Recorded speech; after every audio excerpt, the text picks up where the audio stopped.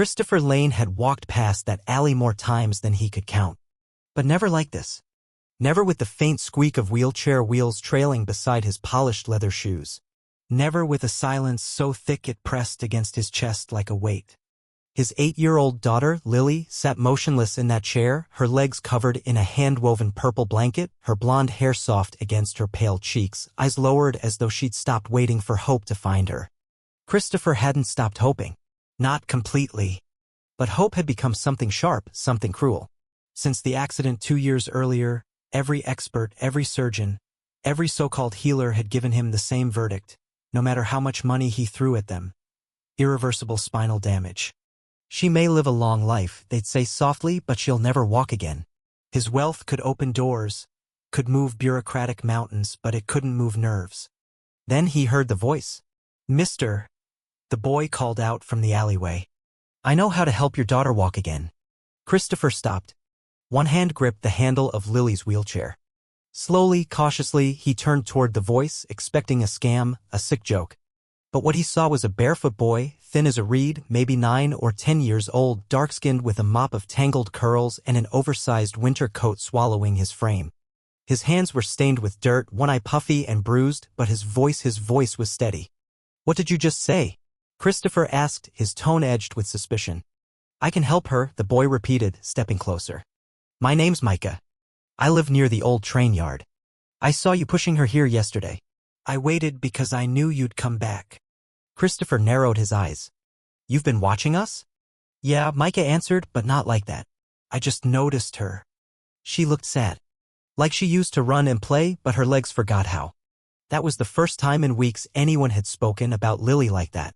She lifted her head slightly, curious despite herself. "I've taken her to the best hospitals in the country," Christopher said firmly. "Neurologists, surgeons, even energy healers who wave their hands and chant nonsense. There's nothing you can do." "But you haven't taken her to my grandmother," Micah replied without hesitation. "She doesn't ask for money. She doesn't make promises. She only asks for trust." "You're 9, Christopher scoffed. 10 next month," Micah corrected with a shrug. It should have sounded ridiculous. It should have made Christopher turn away, shaking his head. But then Lily tugged softly on her father's sleeve and whispered, "Dad, can we at least try?" The words "no" and "absolutely not" swirled in his head. But so did the memory of Lily's voice weeks earlier when she'd whispered in the dark, "I hate being like this." Christopher knelt beside her. "If anything feels wrong, we leave immediately. Do you understand?" Lily nodded. Micah gave a faint smile, then turned, leading them away from the paved streets into the tangled mess behind the city. The path grew rough. Weeds and rusted fences lined the narrow walkways, graffiti marked the broken bricks. Lily winced every time the wheelchair bounced over a crack, and Christopher nearly turned back twice. But Micah kept glancing back, eyes calm, his voice steady when he said, "Almost there." Finally, they reached the edge of a wooded trail. It didn't look like it led anywhere. "Through here," Micah said, waving them forward. "If anything happens to my daughter," Christopher warned. "She'll be fine," Micah replied. "She'll be more than fine." At the end of the trail stood a small cabin built from aged timber, its roof blanketed in moss. It looked like it belonged to another time, another world. An old woman stood on the porch, silver hair braided down her back, threads of bark and tiny beads woven between the strands.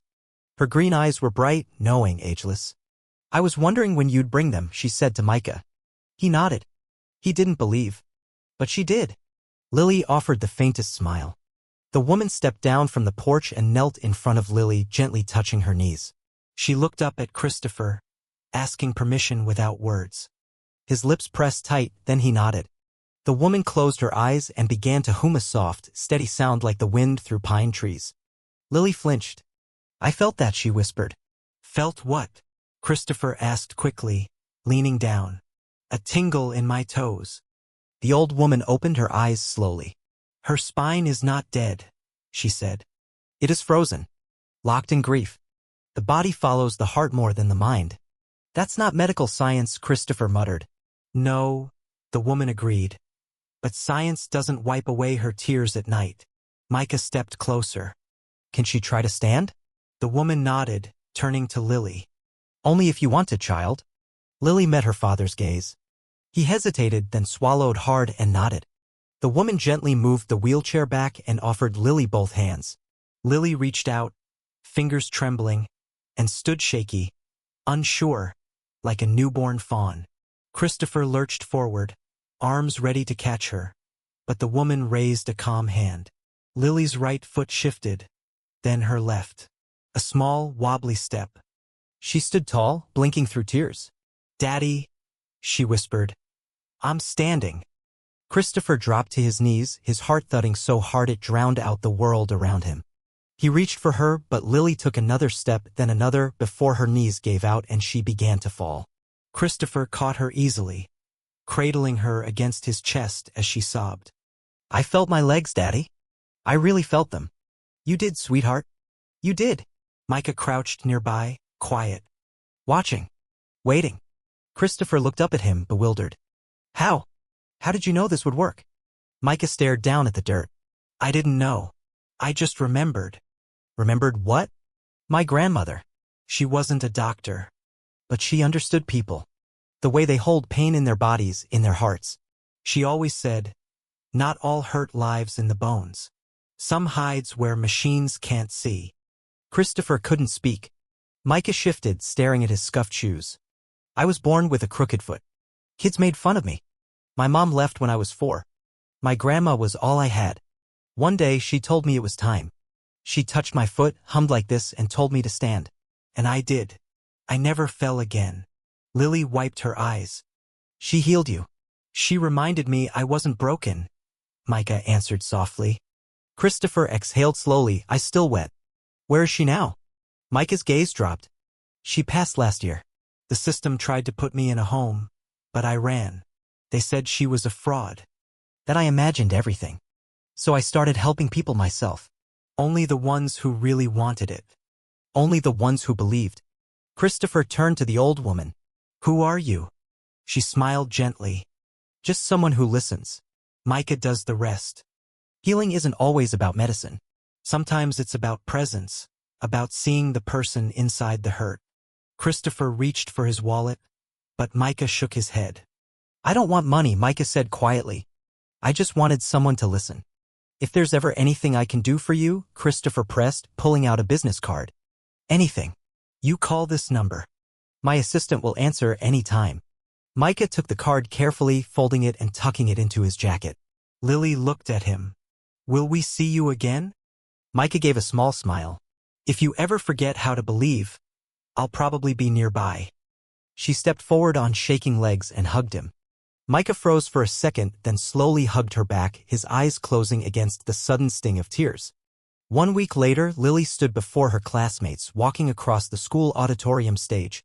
Slow, careful, but walking. Reporters gathered, microphones pressed forward. "What made the difference?" one asked. Lily smiled softly. "A boy who believed I could." And in an alley across town, Micah sat beside a girl who hadn't spoken a word since her brother died. He didn't ask for her story. He didn't ask for thanks.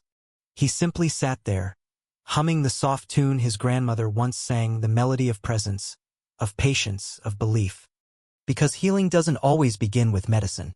Sometimes it begins with someone who refuses to walk away.